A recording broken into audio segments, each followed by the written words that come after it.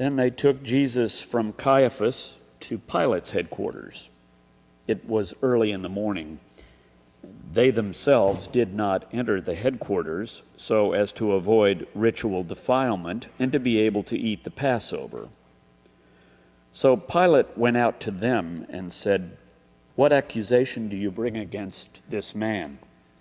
They answered, "If this man were not a criminal, we would not have handed him over to you." Pilate said to them, "Take him yourselves and judge him according to your law." The Jews replied, "We are not permitted to put anyone to death." This was to fulfill what Jesus had said when he indicated the kind of death he was to die. Then Pilate entered the headquarters again, summoned Jesus, and asked him, "Are you the king of the Jews?"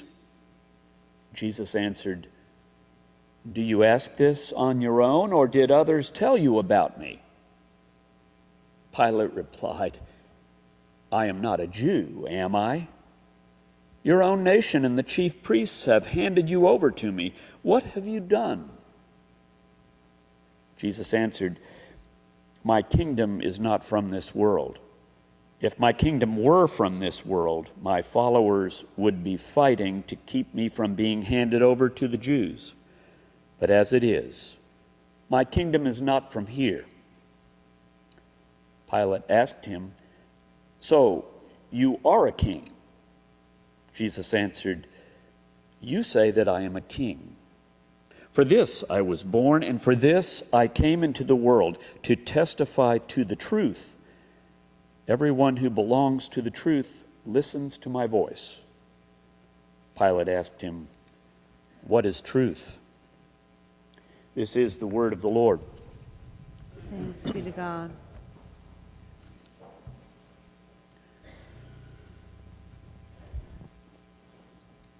Well, within our own context, this has been a pretty terrible 10 days. If we are to look around the world, we see forces of evil that have committed mass murder not only in Paris and Beirut and Nigeria, but now in Saharan nation of Mali, which included one American and a number of other people from all around the world. And if that were not enough, what has struck me is that in times like this, political opportunism has reached a height that I've never seen before. And the atmosphere of fear must breed a kind of weird competition over who can be the most aggressive in addressing how we're to deal with ISIS.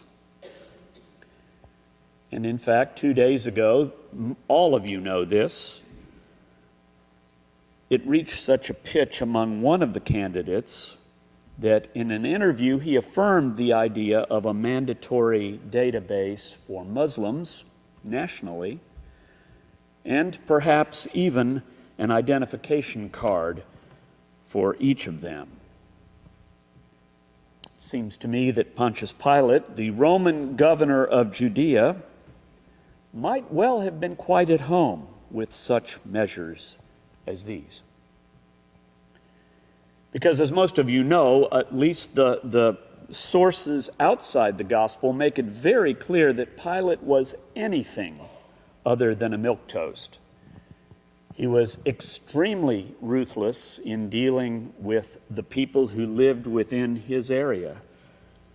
He had confidence, he had practicality, he had a sense of authority and command, and he was a man who had to deal with two different legal systems, the Jewish legal system and the Roman legal system. He was a civilized man and ruthless. And this was the Pilate who spoke to Jesus in the Praetorium.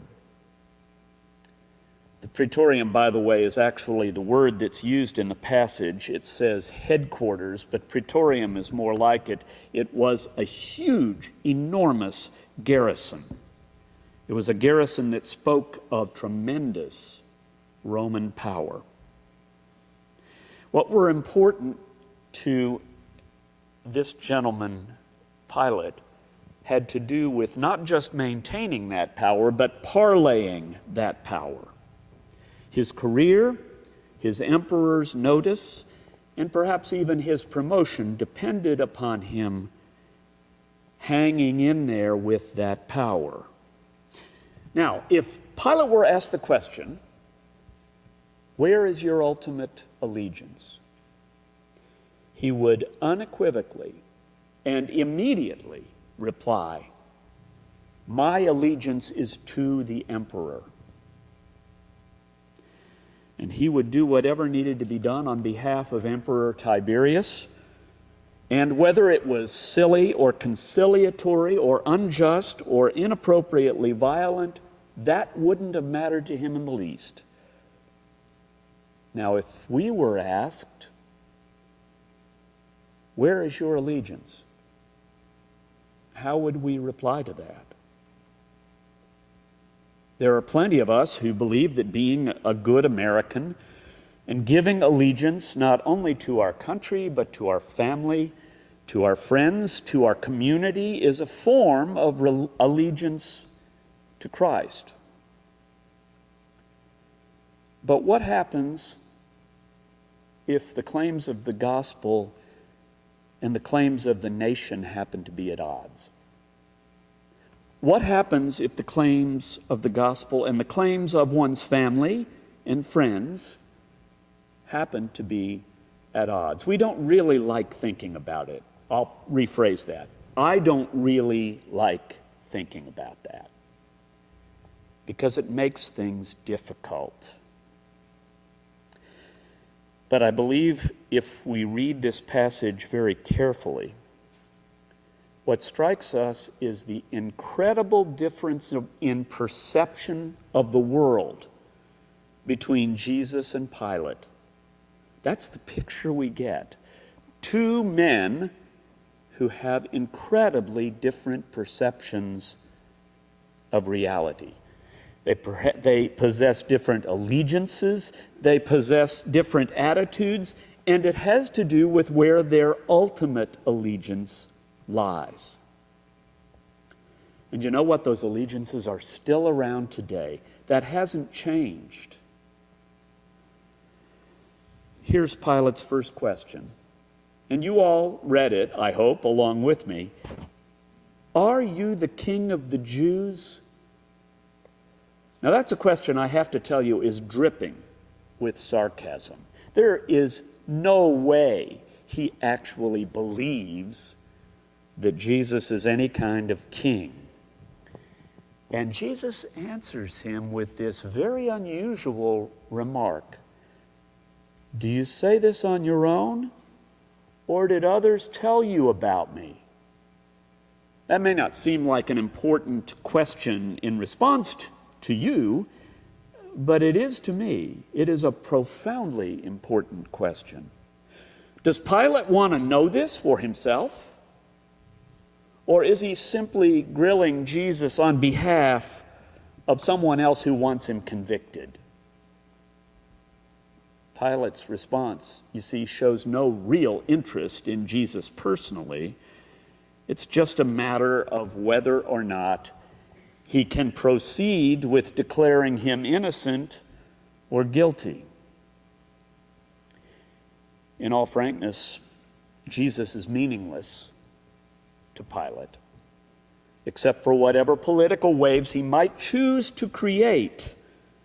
He already knows that the charges are trumped up, and given sufficient reason, he really will release him. But where is his first allegiance? It is to the emperor.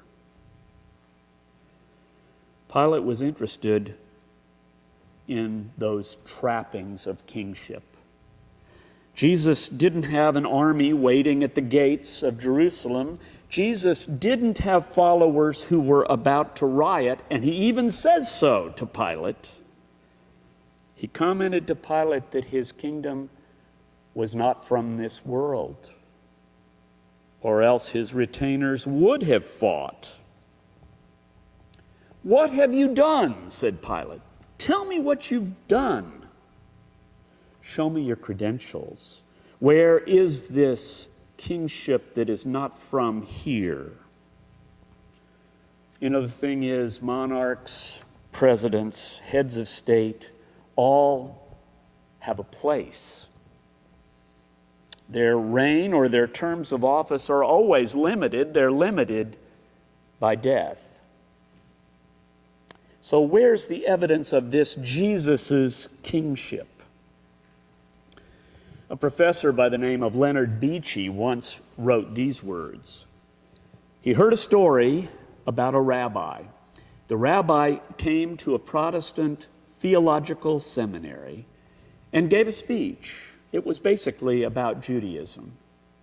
And he ended the speech with this sentence: if Jesus is the Messiah, then where is the shalom? If Jesus is the Messiah, where is the shalom? Well, I think most of us will agree that shalom is pretty different and distinct and very far away from where our world happens to be right now. But on this earth, shalom begins through the Holy Spirit in the hearts of men and women who love God. If Christ is the Messiah, then the word to us is, where is our shalom? Do you believe that you have an ultimate allegiance to Jesus as the Christ? I asked myself that question, and I uttered yes, but at the same time recognized just how difficult that really is for me. Because lots of us have other allegiances, and lots of them fight it out in our hearts for first place. Lovers have their beloved. There are plenty of people who have it, particularly in this time of year, as a gathering of family. Super patriots claim that they have it for their country. And I always grow skeptical of anyone, myself included, who claim that Jesus is my ultimate allegiance, but at the same time I align myself with the things that represent my security. All of these things, these allegiances, by the way, are really good. They really are. The issue is whether or not they are ultimate. To have an allegiance to a monarch who is not from this world. I was thinking about the presentation that the Voyagers are going to make between the services today. How great their experiences have been, and sometimes really difficult to describe. And I thought back to 20 years ago when Bob Crook and I went to Kenya. And I remembered very vividly one day when I went out by myself for a walk around Voi Town. And I became naturally interested in a soccer game that was going on the grounds of the high school. And in order to get a better look, I walked actually onto the campus and began watching the game there. And one of the members of St. Stephen's Church happened to be walking through the campus, and he immediately hailed me and recognized me. Good heavens, it's easy to be recognized there. And came up and said, "How are you? It's great to see you. I'm glad you're here at the school." And I acknowledged that it was great and that I really enjoyed a soccer game. And I also said, "I'm really admiring how gorgeous this campus is because you've got jacaranda trees everywhere." And he said, "Yes, we do, but you really ought to be here in late fall and early winter because all of the jacaranda leaves fall to the ground. And they carpet the entire area with purple. And it's like a celebration of King Jesus." When our ultimate allegiances are built on power, on patriotism, on sex, on self, on wealth, on position. We look at Jesus the same way Pilate did. So, you are a king, rather than as the man of Voy who was looking out there and said, you know, that carpet of purple, that's a celebration of King Jesus. Jesus said, I have come into the world to bear witness to the truth. Everyone who is of the truth hears my voice. And Pilate replies, what is truth? What a perfect modern man he is, right? Perfect. I've got my truth, you've got your truth. Oh, you know, they're different, but you know, everyone gets a chance to have his or her own truth. We'd probably like Pontius Pilate. I think he might be a wonderful candidate for president. Pilate's truth is this: so you are a king, and your kingdom is not from this world, then your kingdom is not only no threat to me, you are completely irrelevant. Some people claim Christianity and are religious because it feels good. Some people maintain that Christianity gives them a chance to gather together with people they normally don't work with, but it gives them connections and contacts. Some people like being religious because it more or less keeps society on an even keel. Others see it as kind of an insurance policy for the next life. And by the way, all of these are aspects of what it is to be a Christian. But they're not at the heart of the Christian faith. It's hard to choose allegiance to Christ. It's hard because I end up having to make difficult choices once I say yes. Can we give allegiance to Christ and then fall prey to fear? Well, sure we can. But is that ultimate?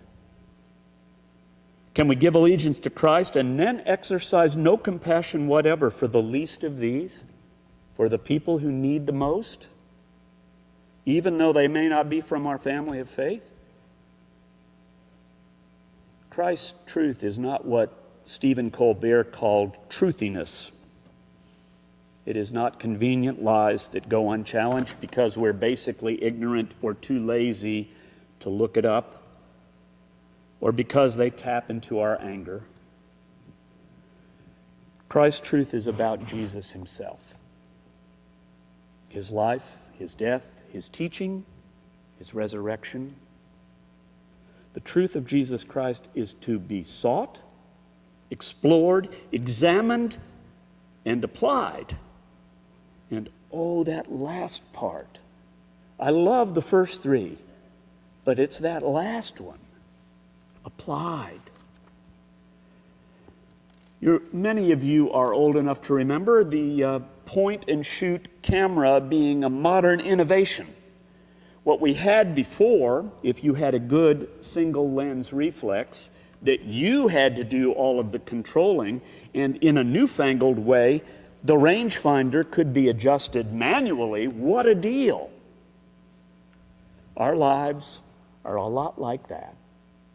And we think that we can grab that camera and make the adjustments and bring our whole lives and the world's life into focus.